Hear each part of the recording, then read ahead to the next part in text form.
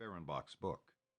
Throughout, it is the story of our valiant soldiers who sacrificed so much for the maintenance of the Republic of Korea. Whether they lived or died, our soldiers went halfway around the world to put everything on the line for the cause of freedom. Their contribution to the world that we now take for granted was indispensable. If the United Nations had been unable to project forces rapidly into the deteriorating situation, the compromise armistice would have been impossible, and the Republic of Korea, that has become a strong member of the community of democratic nations, would have been killed in its cradle. This book devotes most of its pages to the operational and tactical stories of those soldiers, and their stories are as gripping now as they were when they first appeared. The end of the Cold War did not bring the end to brushfire commitments.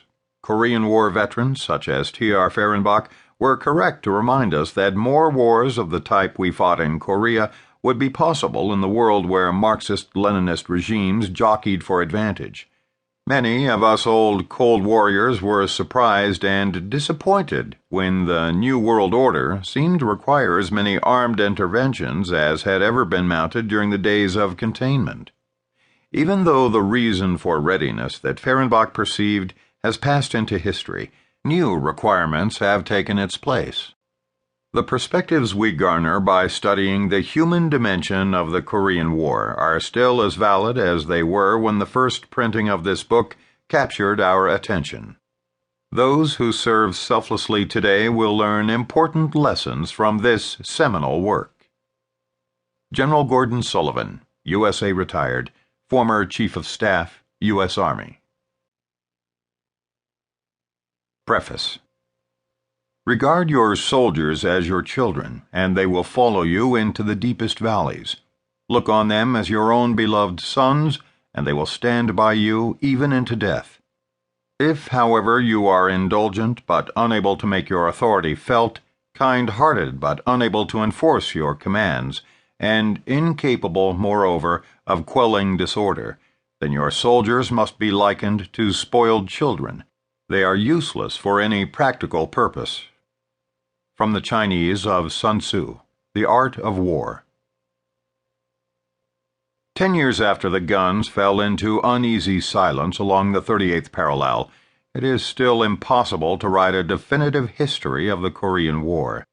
For that war did not write the end to an era, but merely marked a fork on a road the world is still traveling. It was a minor collision, a skirmish, but the fact that such a skirmish between the Earth's two power blocks cost more than 2 million human lives showed clearly the extent of the chasm beside which men walked. More than anything else, the Korean War was not a test of power, because neither antagonist used full powers, but of wills. The war showed that the West had misjudged the ambition and intent of the communist leadership, and clearly revealed that leadership's intense hostility to the West. It also proved that communism erred badly in assessing the response its aggression would call forth.